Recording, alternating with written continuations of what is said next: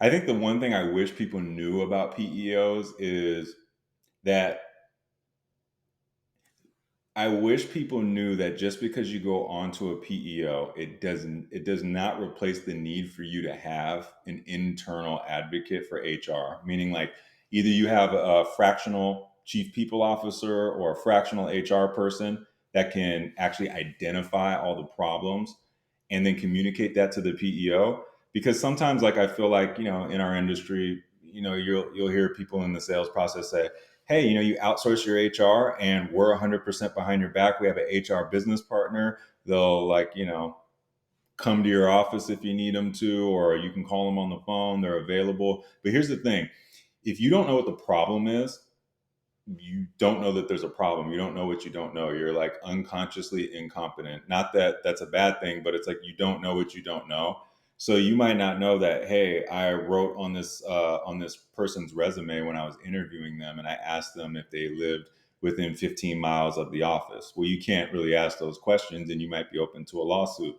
But if all of a sudden you just get a lawsuit or you get a letter in the mail, and it's like, hey, you know, Billy Bean that interviewed with us 6 weeks ago is now trying to sue us for $100,000 because of this technicality here in California, right? So you wouldn't even know to prepare for that until it happens. That's reactive HR, right? To stay on top of proactive HR, you want to be able to look at the PEO as a source of, it's like a compendium or a resource or a coach where it's like, oh man, you know what?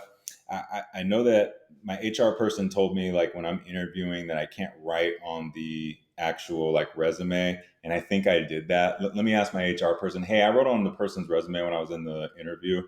Can you look into that and see? They may have never had that problem come up before. And then that's when they can just say, hey, I'm going to call up the PEO and say, hey, my head of sales actually spoke with somebody and they said in the interview process, this is what they did. Is there any best practices or way that we can mitigate this either in the future, or what can we do now to be prepared? Then the PEO is super effective. So, like, I think a lot of times some HR people feel like they're going to get replaced, or some people feel like they can replace their HR person with a PEO. I 1,000% disagree. That's like having QuickBooks Online and saying my CPA is going to pop out of a magic hat or something like that. It just doesn't make any sense. Somebody's got to look at the numbers, interpret them, and then tell you what's going on. And AI is not going to do that. That's not a solution. Why? Because AI is going to look at what you have and then tell you what.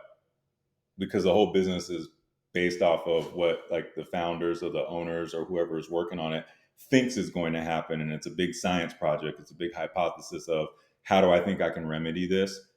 They don't have the exact answers for it. They just have to say, hey, line in the sand, I want to go from 5 million to 10 million. How am I going to do that? Then it's creative and you figure it out from there. That being the case, I wish people just knew what PEO is. It doesn't replace your HR department. It just only enhances it.